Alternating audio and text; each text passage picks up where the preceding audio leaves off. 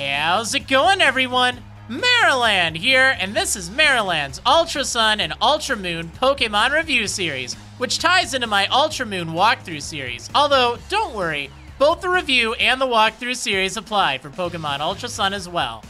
This video goes over the various Pokémon and their evolutions that can be found in the listed area that also haven't been covered in a previous video. You can use the timestamps in the description to jump directly to the review that you want to hear. The reviews up ahead are for in-game purposes only and are not geared towards player versus player fights or post-game stuff. The stats you see listed are the Pokemon's base stats, not actual stats, and are the base of calculating stats at any level. Anyway, on with the reviews. Diglett and Dugtrio have a new hairdo in Alola, and with that new hairdo comes a new type. Yes, Alolan, Diglett, and Dugtrio are now Ground Steel type, which gives them a bevy of resistances, although also a few rather common weaknesses.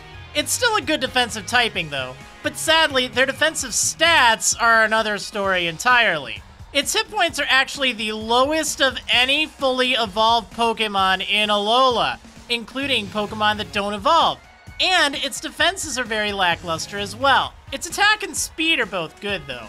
As for their abilities, their standard abilities are either Sand Veil, which raises their evasion in a sandstorm, or a new ability, Tangling Hair.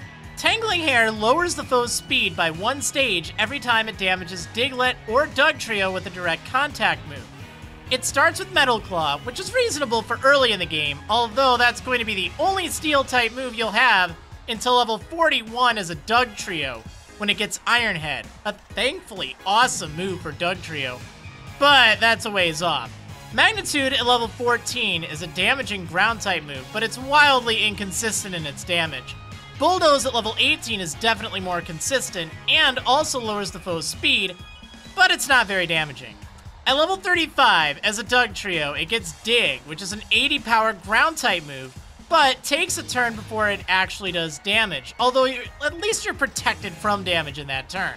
Finally, it gets Earthquake at level 47, which is excellent, especially because the TM for Earthquake isn't available until after beating the game. As for TM and tutor moves, Thief can help with type coverage early on. It gets 2 interesting options for early tutor moves. Stealth Rock is an interesting one, which sets up floating stones that do damage to foes whenever they're switched in.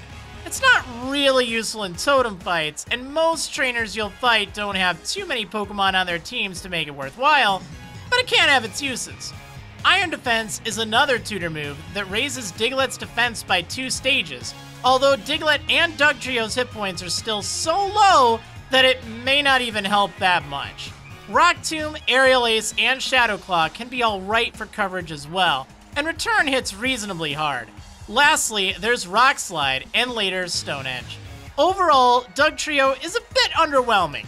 Its defenses are miserable, and while it does have plenty of resistances to back it up, it also has a few key weaknesses.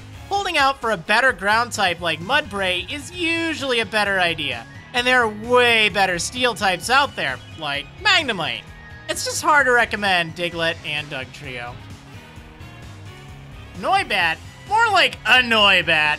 Noibat is a flying dragon-type Pokemon, which sounds pretty powerful, as it's the first dragon-type you've encountered.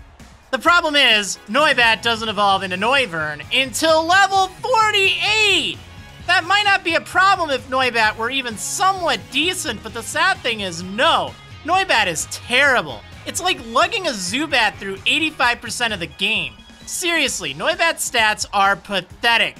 Noivern is alright, with very high speed and then pretty good special attack, along with reasonable defenses, but it's not really worth the effort that goes into raising a Noibat to that high of a level. Noibat's abilities aren't even really that interesting, to be honest. Its moves aren't really that great early on either.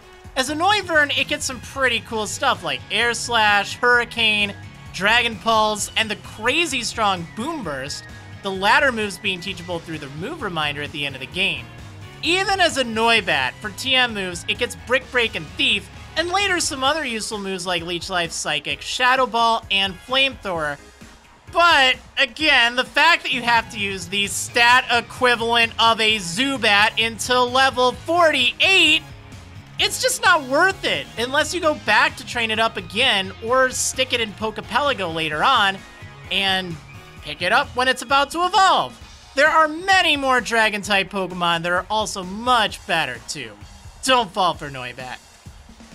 Alright, that's it for this Pokemon review episode. If you enjoyed it, perhaps consider hitting that like button or subscribing to the Marriland channel for more. And if you have any other cool strategies, ideas, recommended moves, or overall opinion on any of the Pokemon here, even if you just like it for being adorable or something, feel free to leave a comment down below to get the discussion going.